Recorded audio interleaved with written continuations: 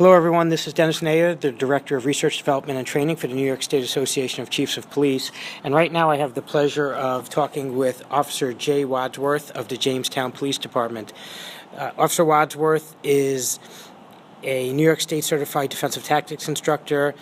You're the lead defensive tactics instructor for NYTOA. Correct. And he is also a black belt in Brazilian Jiu-Jitsu. So this man knows martial arts, he knows defensive tactics, and he's been working with New York State DCJS to update the entire defensive tactics curriculum to make it much more functional and applicable. So I'm going to spend a few minutes on this podcast talking to Jay Wadsworth and just hearing a little bit about the benefits of this program and what some of the changes are. So, Officer Wadsworth, thank you so much for being here.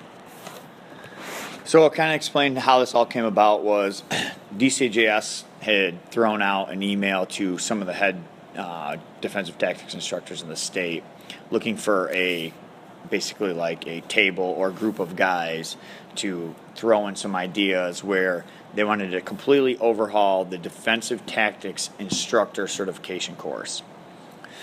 So originally it was like 8 or 9 guys he had on it, and I wasn't even a part of it to start with, and a lot of the guys had taken courses through me, whether it was with progressive force concepts workshops or NYTOA courses or TAC Ops. And so then Dan got my name from DCJS, and he emailed Kirk, who was our academy director, and he's like, yeah, I know he would be interested in being involved because he's always asking me to update our tactics for the academy, for the basic academy.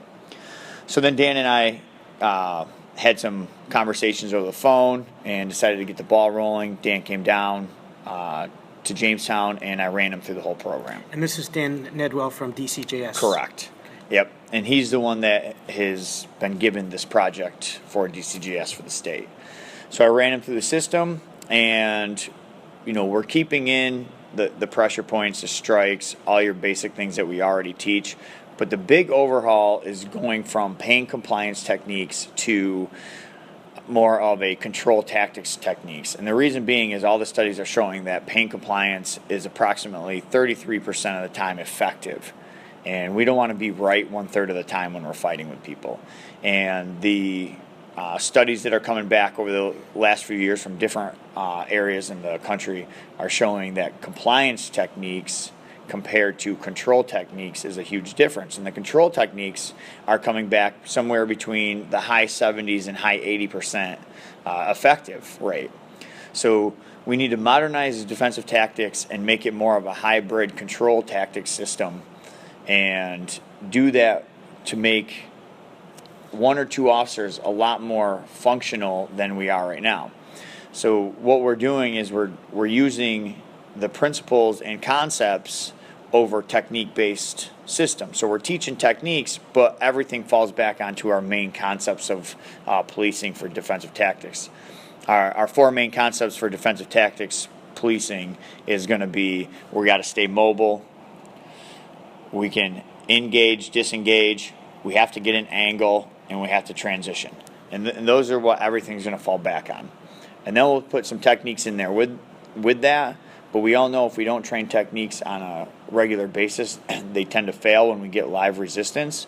So you have to be able to know when to transition, when to get your angle, and when to stay mobile. And if people can understand what the concepts are, it makes it much easier for police officers that don't train on a regular basis to do that. Not that we're pushing for police officers not to train outside of work, but we have to teach concepts that everyone can understand. And me being in here, I should tell the listeners, I just had the opportunity to participate in a 2-day instructor refresher on this particular program. And I had been a defensive tactics instructor now for 19 years, and I knew for a long time that the curriculum needed an overhaul, and I can't tell you enough how impressed I am with the functionality of it and how much it will mesh with the reality of what the officers are going to deal with in a confrontation. I thought it was just an excellent program and very well done.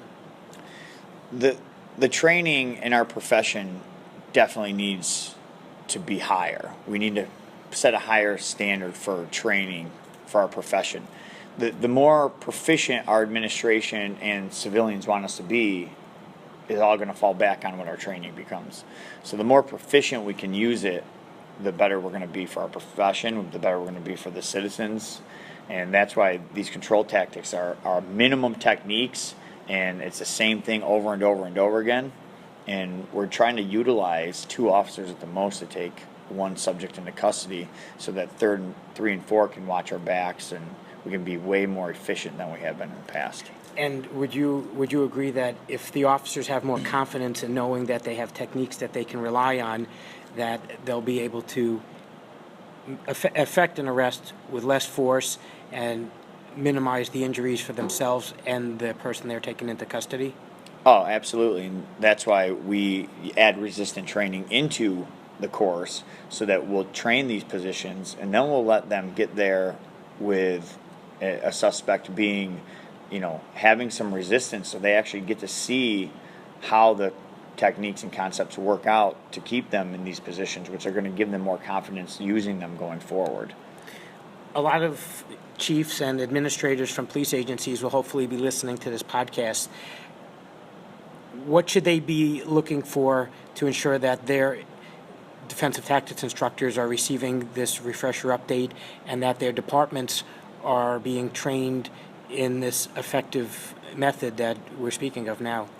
Well, unfortunately, DCJS can't control if departments do DT, annual refreshers, or train on a regular basis. But we're doing DT refreshers for all DT instructors in the state. There's going to be multiple 2-day courses all over the state in all the areas, in all the districts. And if you're a defensive tactics instructor, you have to have the recert by January 2018. So if you're a chief, make sure that you're looking at these research when to send your head DT officer or your top 2 DT officers to one of these trainings to get them recertified. That being said, you don't have to send all your guys, because once they are trained, they can go back to your department and they can get the refresher themselves to the rest of the DT instructors, as long as it's set up through DCJS. And just as a follow-up on that, I think I know what the answer is going to be, but can you just mention for the listeners what your thoughts are about departments conducting an annual in-service defensive tactics training annually for all their sworn members? Well, if you don't want to end up on TV, then you probably want to make sure that your officers are trained, because unfortunately they set a precedence for range where you have to qualify with your gun so many times a year, but there's no precedence or no certification for how often you have to do a refresher in DT for your department. But if you take your use of the force and look at how many times your officers go hands-on compared to how they have to shoot somebody, the liability of you getting sued over a hands-on compared to a shoot is much higher. Officer Wadsworth, thank you so much. I think this is going to be excellent for the listeners. And again, going through the training, I'm a big fan, and I hope that all the administrators and chiefs take into consideration the annual in-service training, and that they make sure that they get their defensive tactics instructors updated soon.